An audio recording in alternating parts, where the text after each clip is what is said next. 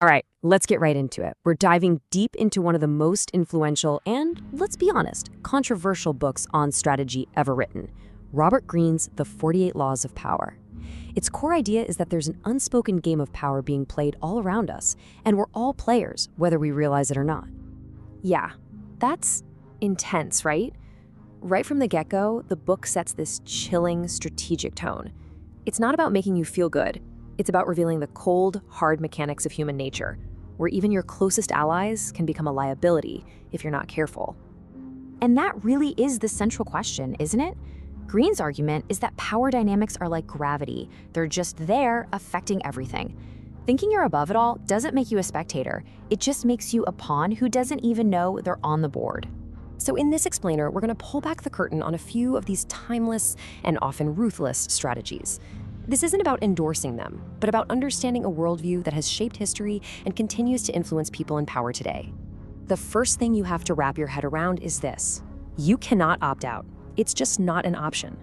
According to the book, even trying to disengage by saying you're not into politics or you're above the drama is itself a power move. You're sending a signal, and other players will read that signal and use it. The book takes this a step further. It suggests that someone who claims to be a non-player by demanding total equality is actually playing a very subtle game. By trying to level the playing field completely, they're not just creating fairness, they're actively working to neutralize the advantages of more talented people. It's a pretty cynical view, but a powerful one. Okay, so if you can't opt out, how do you play? Well, a huge piece of the puzzle is perception. Power often has less to do with your actual strength and more to do with what other people believe you can do, especially the people above you. And this is where things get really counterintuitive. Our natural instinct is to show off our skills to impress the boss, right? But law number one is literally never outshine the master. Why? Because making your superior feel insecure is a fatal error. A brilliant but threatened leader is way more dangerous than one who feels comfortable and in control. Galileo is the absolute masterclass in this. He didn't just show the powerful Medici family his new telescope. He knew their family symbol was the god Jupiter. So when he discovered moons orbiting the planet Jupiter, he named them after the Medici.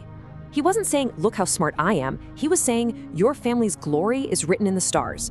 He made them shine, and guess what? He secured their patronage for life. Managing appearances is also about what you don't say. King Louis XIV was famous for this. His ministers would present these elaborate, detailed plans, and he would just listen, stone-faced, and then say something like, I shall see.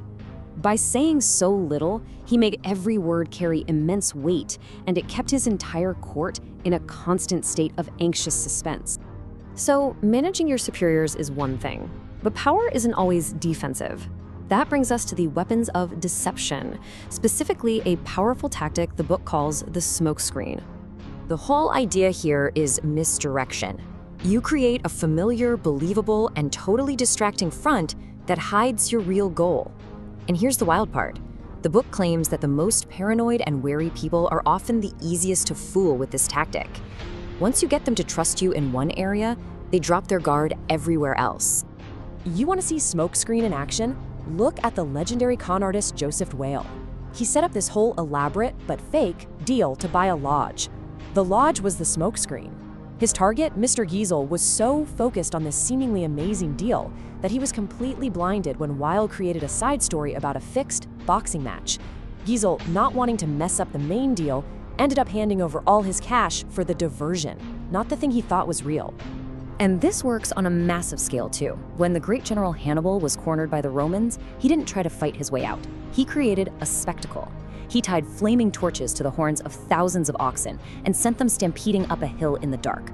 The Romans saw this horrifying illusion of a demonic army and were so confused and terrified, Hannibal's real army just slipped right past them. All right, let's talk about another cornerstone of power, something we can all relate to today: attention. In our world, simply being seen, being talked about, that is a form of power all by itself. The undisputed king of this was P.T. Barnum. This guy was a genius at getting attention. He truly believed there was no such thing as bad press. He'd invite his worst critics to his shows and give them front row seats. He'd even write anonymous attacks on his own work just to create buzz. For Barnum, the only real failure was to be forgotten. But here's the flip side. You can be loud and everywhere like Barnum, Or you can do the exact opposite. Sometimes the most potent way to get attention is to withdraw. By making yourself scarce, you create a vacuum, and people are suddenly desperate to know more about you. And creating this aura of mystery is simpler than you'd think. In an age of oversharing, just hold back, be a little quiet, use vague language, be a little unpredictable. It forces other people to use their mental energy to try and figure you out. And their attention, that's your power. So, we've talked about appearances, deception, attention. These are all tools in the toolbox. But what's the point of tools if you don't have a blueprint? All of these tactics serve the ultimate goal of a true strategist, always thinking to the end. This quote from the master strategist Sun Tzu says it all. You start out quiet, seemingly harmless, like a maiden. Your opponent underestimates you, they open the door, and then you move like a rabbit on the loose, so fast and decisively that they have no way to react. It's all about that patient setup followed by unstoppable action. And that's really the crucial point here. These laws aren't just a grab bag of tricks. They're pieces of a much larger philosophy.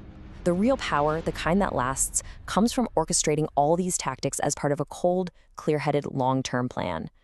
So whether you see these laws as a cynical guide to getting ahead or as a vital warning about the world around you, the book leaves you with one final question to ask yourself. Because the game is always being played.